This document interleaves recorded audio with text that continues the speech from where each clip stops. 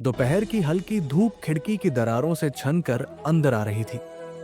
कमरे में एक अजीब सी शांति थी, मानो समय की चाल धीमी पड़ गई हो।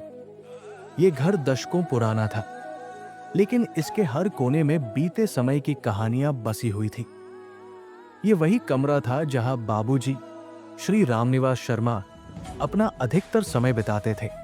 एक सख्त अनुशासन प्रिय व्यक्ति, लेकिन भीतर से उतने ही कोमल। कमरे के एक कोने में रखी थी एक पुरानी लकड़ी की अलमारी। हल्के भूरे रंग की इस अलमारी पर वक्त की मार साफ दिखती थी। दरवाजे के हैंडल पर हाथ फेरने से लगता मानो बाबूजी की उंगलियों का स्पर्श अब भी वहां जिंदा हो।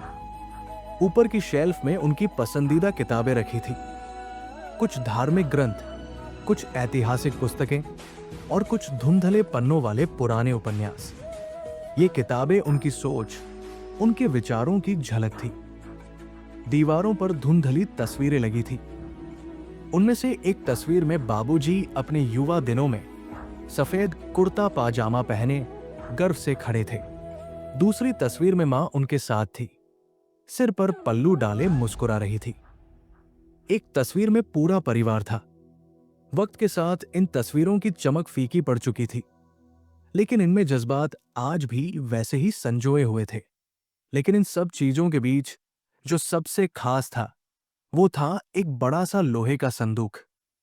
काले रंग का मजबूत लोहे का ये संदूक वर्षों से वही रखा था, मानो इस घर की अनकही कहानियों का पहरेदार हो।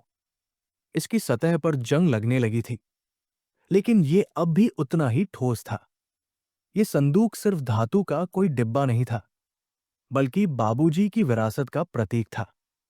बचपन में जब भी मैं इस संदूक को खोलने की कोशिश करता, बाबूजी हल्की मुस्कान के साथ कहते, जब सही समय आएगा तब ये खुद खुल जाएगा।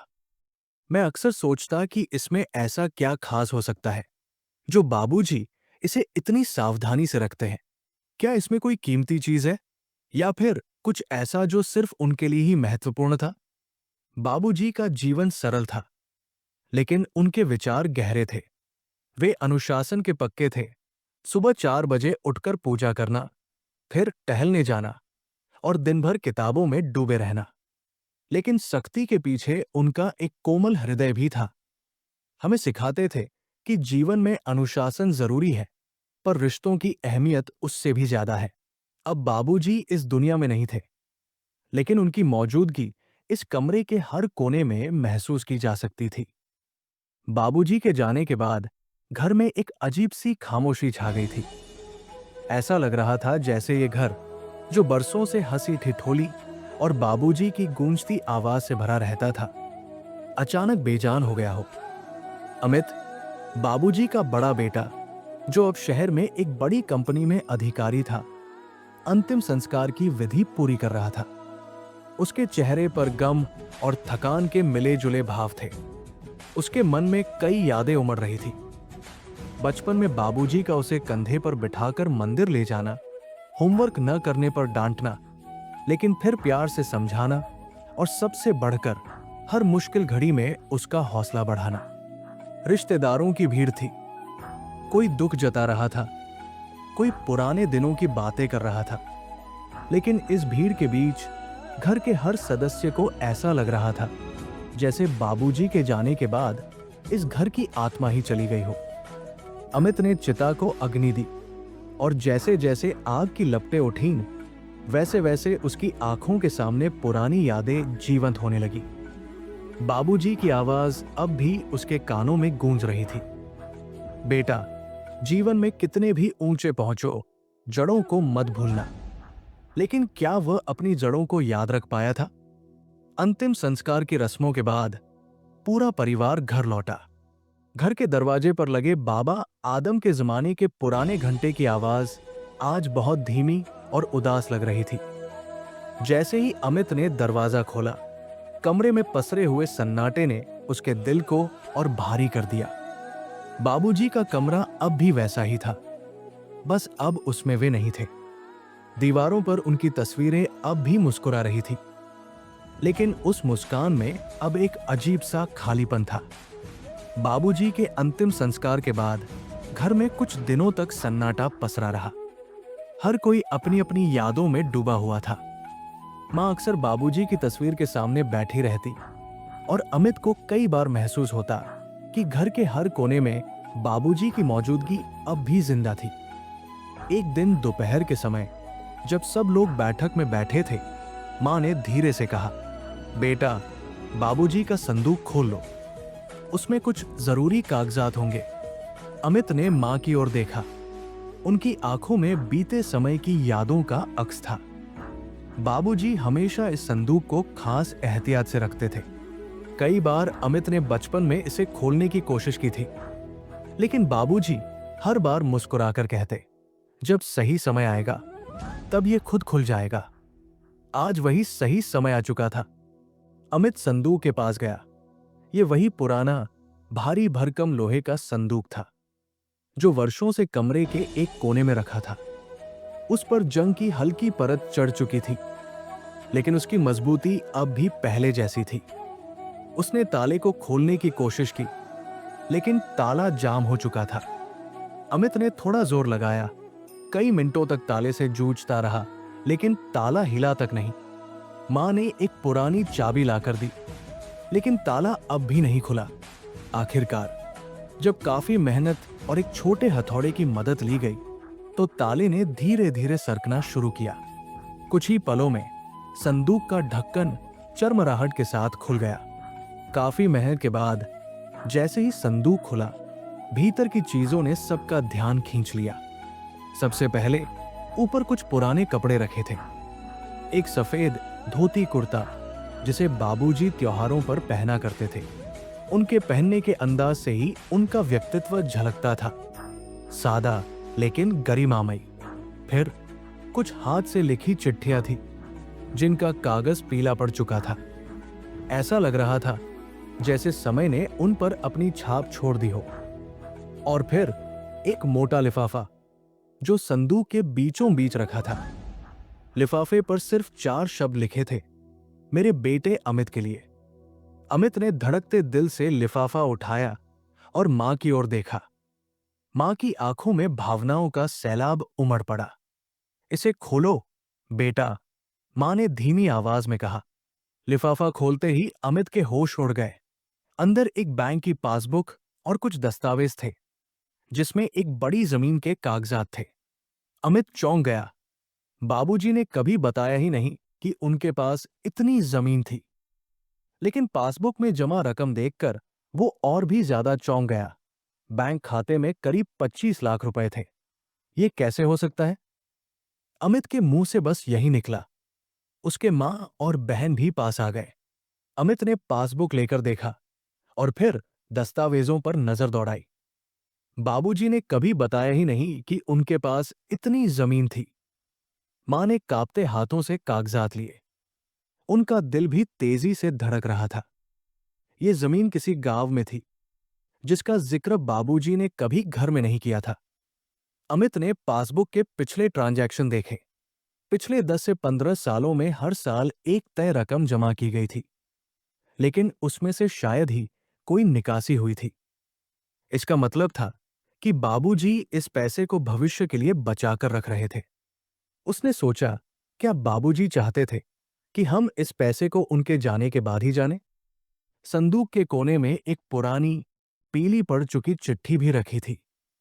उसके किनारे हल्के मुड़े हुए थे, शायद समय की मार या बाबूजी की बार बार छूने की आदत के कारण। ये चिट्ठी बाकी दस्तावेजों से अलग थी, जैसे इसमें कोई गहरा राज छुपा हो। अमित ने कांपते हाथों से वो चिट्ठी उठाई। उस पर भी बाबूजी की जानी पहचानी लिखावट में लिखा था, मेरे बेटे अमित के लिए। अमित की धड़कनें तेज हो गई। सबकी निगाहें उस पर टिक गई। मां और सुमन सांस रोककर देख रहे थे। अमित ने धीरे धीरे चिट्ठी खोली और पढ़ना शुरू किया। प्यारे बेटे अमित, जब तू ये चिट्ठी पढ़ रहा होगा तब मैं शायद इस दुनिया में न रहूं, लेकिन बेटा, पिता कभी मरते नहीं। वे अपने बच्चों के संस्कारों में जिंदा रहते हैं। तू हमेशा से समझदार और होशियार रहा है। तुझे दुनिया की समझ थी, लेकिन रोहित, वो थोड़ा अलग था। मुझे हमेशा डर रहता था कि मेरे बाद वो खुद को संभाल नहीं पाएगा। दुनिया की चकाचौंध उसे भटका सकती थी। मैं चाहता था कि जब मैं न रहूं तो तू उसकी ढाल बने।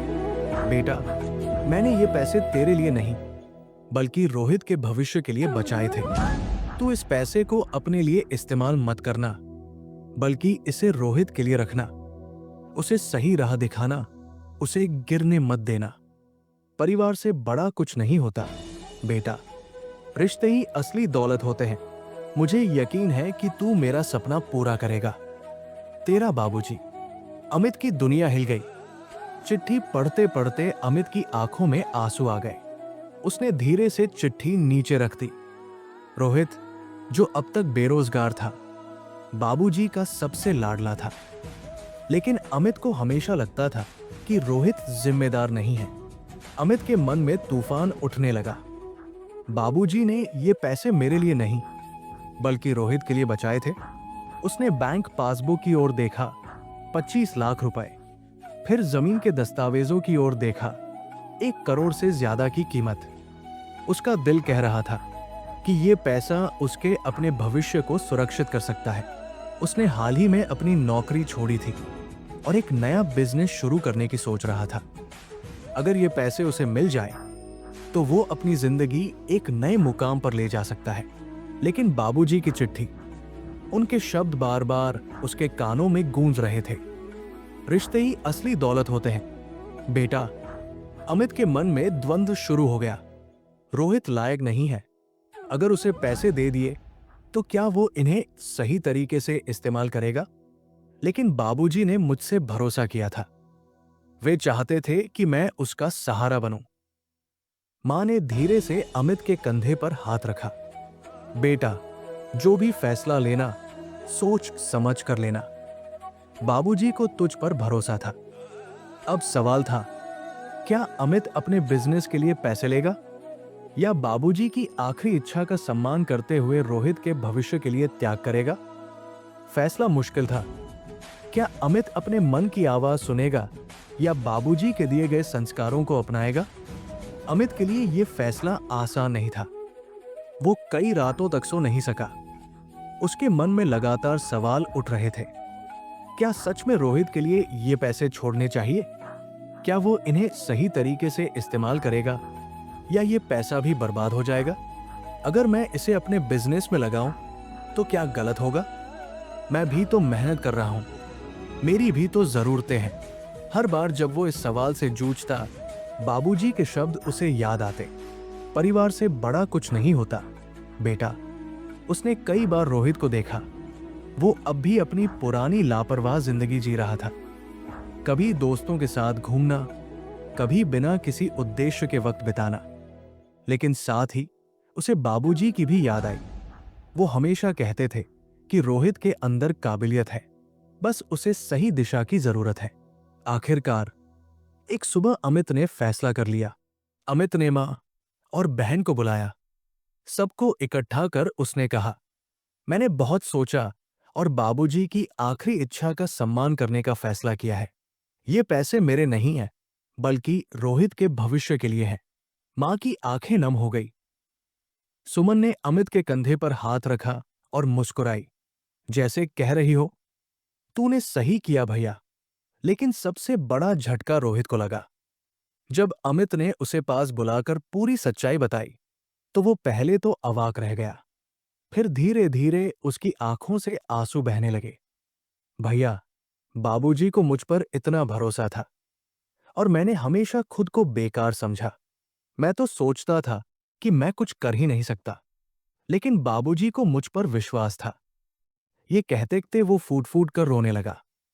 अमित ने प्यार से उसके कंधे पर हाथ रखा और कहा, रोहित, अब ये तेरी जिम्मेदारी है। बाबूजी ने तुझ पर भरोसा किया था, अब तुझे इसे साबित करना होगा। रोहित ने आंसू पोंछे और आत्मविश्वास भरी आवाज में कहा, हाँ भैया, अब मैं खुद को साबित करके दिखाऊंगा। मैं बाबूजी के विश्वास को टूटने नहीं दूंगा। अगले ही दिन रोहित ने अपने एक दोस्त से मुलाकात की, जो पहले से ही एक छोटा बिजनेस चला रहा था। दोनों ने मिलकर एक स्टार्टअप शुरू करने का प्लान बनाया। महीनों तक मेहनत करने के बाद रोहित ने एक छोटा सा बिजनेस शुरू किया, एक ऑनलाइन होम डिलीवरी सर्विस जो लोकल स्तर पर तेजी से सफल होने लगी। उसने धीरे धीरे पैसे सही तरीके से निवेश किए और बिजनेस को बढ़ाने लगा। अमित जब पहली बार उसके ऑफिस में गया और उसे मेहनत करते देखा तो उसकी आंखों में गर्व के आंसू थे। बाबूजी की विरासत केवल पैसा नहीं थी, बल्कि वो विश्वास था जो उन्होंने अपने बेटे पर जताया था। अमित को अब यकीन हो गया था कि उसने सही फैसला किया। बाबूजी की आखिरी इच्छा पूरी हुई थी और परिवार पहले से ज्यादा मजबूत हो गया था। समय बीतता गया। वो रोहित, जो कभी बेरोजगार और लापरवाह था, अब एक सफल व्यापारी बन चुका था। उसकी मेहनत रंग लाई और उसका बिजनेस अब शहर के बड़े ब्रांड्स में गिना जाने लगा। वो अपने पिता की सीख को हमेशा दिल में रखता था, परिवार से बड़ा कुछ नहीं होता। उसका बिजनेस अब सिर्फ एक छोटा स्टार्टअप नहीं था, बल्कि एक बड़ी कंपनी बन चुका था। उसने अपने काम में ईमानदारी और मेहनत का जो पाठ बाबूजी और अमित से सीखा था, उसे अपनी जिंदगी का मंत्र बना लिया था। एक दिन रोहित ने अमित को अपने ऑफिस बुलाया। जब अमित वहां पहुंचा तो उसे देखकर रोहित की आंखें चमक उठीं। रोहित ने अमित के सामने एक लिफाफा रखा। अमित ने उसे खोलकर देखा तो हैरान रह गया। 50 लाख रुपए का चेक। अमित ने चौंक कर रोहित की ओर देखा। रोहित, ये क्या है? रोहित की आंखें नम थी, लेकिन उसके चेहरे पर गर्व था। उसने अमित का हाथ पकड़ा और कहा, भैया, ये तुम्हारे लिए है, क्योंकि अगर उस दिन तुमने बाबूजी की बात नहीं मानी होती तो आज मैं यहां नहीं होता। उसकी आवाज भावनाओं से भारी हो गई। तुमने अपनी जरूरतों से ऊपर उठकर बाबूजी की आखिरी इच्छा को पूरा किया। तुमने मुझ पर भरोसा किया जब पूरी दुनिया को लगता था कि मैं नाकाम हो जाऊंगा, लेकिन तुम्हारे उसी विश्वास ने मुझे सफल बनाया। अमित की आंखें नम हो गई। उसने प्यार से रोहित के कंधे पर हाथ रखा और मुस्कुराते हुए चेक लेने से मना कर दिया। मुझे इस पैसे की जरूरत नहीं है, रोहित। रोहित ने चौंक कर पूछा, लेकिन भैया? अमित ने हल्के से सिर हिलाया और कहा, बस अपने बच्चों को भी यही सिखाना कि परिवार से बड़ा कुछ नहीं होता। रोहित ने वो चेक धीरे से मोड़कर जेब में रख लिया। आज उसे समझ आ गया था कि दौलत सिर्फ पैसे से नहीं बनती। रिश्ते, त्याग और विश्वास ही असली दौलत होते हैं। इस कहानी से हमें 3 बड़ी सीख मिलती है। एक, माता पिता हमेशा हमारे भविष्य के बारे में सोचते हैं, भले ही हमें उनकी बातें उस समय समझ ना आए। बाबूजी ने रोहित के लिए जो पैसे बचाए थे, वो सिर्फ एक संपत्ति नहीं थी, बल्कि उनका विश्वास था कि एक दिन उनका बेटा संभल जाएगा। 2, ईमानदारी और सही फैसले हमेशा आगे चलकर फल देते हैं। अमित ने अगर उस दिन स्वार्थ से सोचा होता तो रोहित शायद कभी सफल नहीं होता। सही फैसले हमेशा समय के साथ अपना असर दिखाते हैं। 3 परिवार में एक दूसरे पर भरोसा करना सबसे बड़ी पूंजी होती है। रोहित को अगर उसका बड़ा भाई भरोसा न देता तो वो खुद पर कभी भरोसा नहीं कर पाता। परिवार ही वो जगह है जहां हमें सबसे ज्यादा सहारा मिलता है। अगर हम अपने परिवार और रिश्तों की अहमियत समझें तो हर मुश्किल आसान हो सकती है। दुनिया में पैसा कमाया जा सकता है, लेकिन रिश्ते अगर एक बार टूट जाएं तो उन्हें जोड़ना मुश्किल होता है।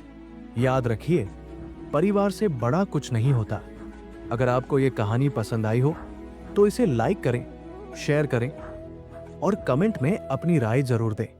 ऐसी और रोचक व प्रेरणादायक कहानियों के लिए हमारे चैनल को सब्सक्राइब करें और बेल आइकन दबाना न भूलें, ताकि आपको हमारे नए वीडियो की नोटिफिकेशन सबसे पहले मिले।